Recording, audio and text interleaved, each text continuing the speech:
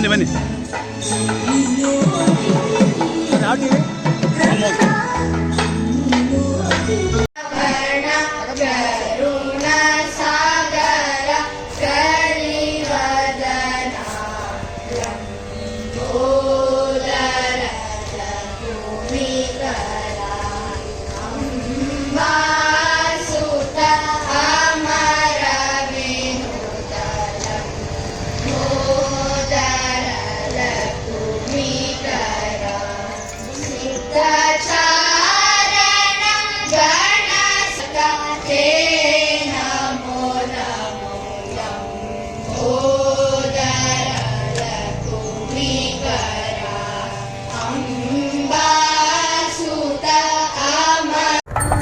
ಈಗಾಗಲೇ ದೇಶದ ನಾನಾ ಭಾಗದೆಡೆಗೆ ಹಿಂದೂ ಸಮಾಜೋತ್ಸವ ಹೆಸರಿನಲ್ಲಿ ಅನೇಕ ಕಾರ್ಯಕ್ರಮಗಳು ಬರ್ತಾ ಇದ್ದಾವೆ.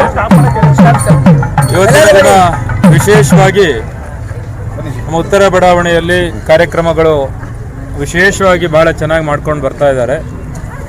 ಪ್ರಮುಖವಾಗಿ ಕಾರ್ಯಕ್ರಮದ ಉದ್ದೇಶ ಅಂದರೆ ಸನಾತನ ಹಿಂದೂ ಧರ್ಮದ ಎಲ್ಲ ಒಳಪಂಗಡಗಳನ್ನು ಸೇರಿಕೊಂಡು ಎಲ್ಲರೂ ಕೂಡ ಒಗ್ಗಟ್ಟಾಗಬೇಕು, ಅವರಲ್ಲಿ ಏಕತಾ ಭಾವನೆ ಮೂಡಬೇಕು ಅನ್ನೋದೇ ಕಾರ್ಯಕ್ರಮದ ಪ್ರಮುಖ ಉದ್ದೇಶ ಆಗಿರೋದ್ರಿಂದ ನಾವು ಕೂಡ ಆ ಕಾರ್ಯಕ್ರಮದಲ್ಲಿ ಏಕತಾ ಭಾವನೆಯಲ್ಲಿ ಪಸರಿಸುವುದರ ಜೊತೆಯಲ್ಲಿ ನಾವೆಲ್ಲರೂ ಕೂಡ ಒಂದು ಎಂಬತಕ್ಕಂಥ ಭಾವನೆಯಲ್ಲಿ ಒಂದೇ ಸೂರಿನಡಿಯಲ್ಲಿ ಬರ್ತಕ್ಕಂಥ ಪ್ರಯತ್ನವನ್ನು ಈ ಕಾರ್ಯಕ್ರಮದ ಮುಖ್ಯವಾಗಿ ಮಾಡ್ಕೊಂಡು ಬರಲಾಗ್ತಾ ಇದೆ.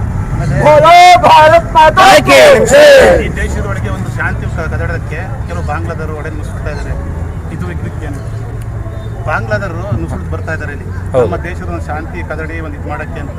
ಅದಕ್ಕೆ ಏನೇನು ನೋಡಿ, ಒಂದು ಮಾತೃಭೂಮಿ ಅಂತ ಹೇಳಿ ನಾವೊಂದು ಜಾಗದಲ್ಲಿ ನಾವು ಪೌರತ್ವವನ್ನು ಪಡ್ಕೊಂಡಾಗ ಇನ್ನೊಂದು ಜಾಗಕ್ಕೆ ನಾವು ಹೋಗ್ತಕ್ಕಂಥದ್ದು ಅಷ್ಟು ಒಳ್ಳೆಯದಲ್ಲ. ಆದರೆ ಈಗಿನ ದಿನಮಾನಗಳನ್ನು ನೋಡ್ಕೊಂಡು ಬರ್ತಾ ಇದ್ದರೆ ಭಾರತ ದೇಶದ ಒಂದು ಶಾಂತಿಯನ್ನು ಕದಡಬೇಕು ಅಂತಕ್ಕಂಥ ದಿಸೆಯಲ್ಲಿ ಒಂದು ಕಡೆ ಯುದ್ಧ ಆಗ್ತದೆ, ಒಂದು ಕಡೆ ಭಯೋತ್ಪಾದನೆ, ಇನ್ನೊಂದು ಕಡೆ ಬಾಂಗ್ಲಾದೇಶವರಾಗಲಿ ಅಥವಾ ವಿದೇಶಿಯವರು ಅಕ್ರಮವಾಗಿ ಬರ್ತಕ್ಕಂಥದ್ದು, ಇದೆಲ್ಲವೂ ಕೂಡ ನಿಜಕ್ಕೂ ಕೂಡ ಖಂಡನಾರ್ಹವಾದಂಥದ್ದು.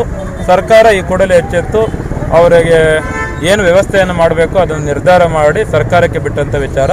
ಆದರೆ ಈ ಭಾರತ ದೇಶೀಯರಾಗಿ ಸ್ವಾಮೀಜಿಯವರು ಅನ್ನೋದನ್ನು ಬದಿಗಿಟ್ಟು ಭಾರತದ ಒಬ್ಬ ಪ್ರಜೆಯಾಗಿ ಹೇಳಬೇಕಾದ್ರೆ ಅವರನ್ನು ಹುಡುಕಿ ಎಲ್ಲೆಲ್ಲಿದ್ದಾರೆ ಅಂತಕ್ಕಂಥದ್ದನ್ನು ಹುಡುಕಿ ಅವ್ರನ್ನ ಸುರಕ್ಷಿತವಾಗಿ ಅವ್ರ ಜಾಗಕ್ಕೆ ಕಳಿಸ್ತಕ್ಕಂಥದ್ದು ಭಾಳ ಉತ್ತಮ ಅಂತಕ್ಕಂಥದ್ದು ನಮ್ಮ ಅಭಿಪ್ರಾಯ. ದುರದೃಷ್ಟಕರ ಸಂಗತಿ ಅಂದರೆ ಆ ಬಾಂಗ್ಲಾದವರಿಗೆ ನಮ್ಮವರೇ ನಕಲಿ ಆಧಾರ್ ಕಾರ್ಡ್ ಎಲ್ಲ ಸಪೋರ್ಟ್ ಮಾಡ್ತಾ ಇದ್ದಾರೆ ಹಣಕ್ಕೋಸ್ಕರ. ಅವ್ರಿಗೆ ಒಂಚೂರು ಬುದ್ಧಿವಾದನ ಹೇಳ್ತಾರೆ ಅಂದರೆ ಈ ದುರ್ಮಾರ್ಗಿಗಳಿಗೆ ನಾವು ಯಾರು ಏನು ಹೇಳಿದರೂ ಕೂಡ ಅಷ್ಟು ಹಿಡಿಸೋದಿಲ್ಲ. ಯಾಕೆಂದರೆ ಹೇಳ್ತಾರೆ ರೋಗಿಗೆ ಪಂಚಭಕ್ಷ ಪರಮಾನ್ನವು ಕೂಡ ಅದು ಕಹಿಯೇನೆ ಅನಿಸೋದು. ಅದು ದುರ್ಮಾರ್ಗಿಗಳಿಗೆ ಅದು ಅವರಿಗೆ ಅದನ್ನ ಚಟ ಮಾಡ್ಕೊಂಡ್ಬಿಟ್ಟಿರ್ತಾರೆ. ಇನ್ನಾದರೂ ಅವ್ರಿಗೆ ಒಳ್ಳೆ ಬುದ್ಧಿ ಬಂದು ನಮ್ಮ ದೇಶ, ನಮ್ಮ ಭಾರತ ದೇಶ, ನಮ್ಮ ಹಿಂದೂಸ್ತಾನ ಎಂತಕ್ಕಂಥ ಅಭಿಮಾನ ಬಂದು ಇದು ನಾವು ಮಾಡ್ತಾ ಇರೋ ತಪ್ಪು ಅಂತಕ್ಕಂಥ ಭಾವನೆ ಭಗವಂತನೇ ಅವ್ರಿಗೆ ಕೊಡಬೇಕು.